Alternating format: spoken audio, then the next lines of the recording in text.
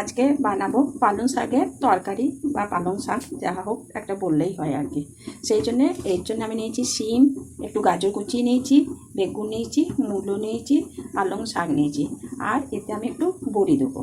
প্রথমে কড়াইয়ে আমি তেল দিয়ে দেবো, বড়ি দিয়ে দেবো, এতে কিছুটা বড়ি দিয়ে দিলাম।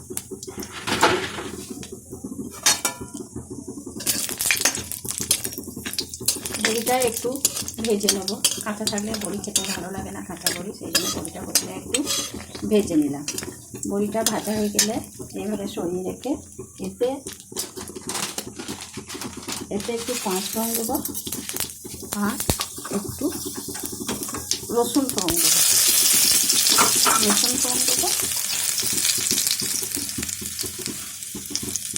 আর একটু শুকনো লঙ্কা দিলাম।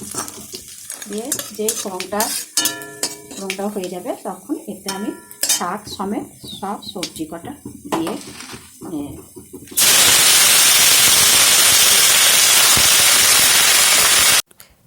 এরপর এতে আমি লবণ আর হলুদ দিয়ে কিছুক্ষণ নেড়ে চেড়ে ঢাকা দিয়ে দেবো।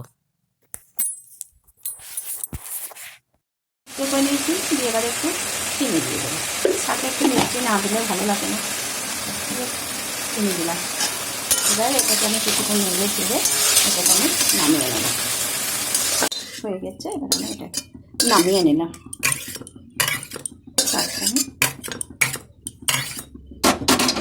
এইভাবে আমি করে নিলাম।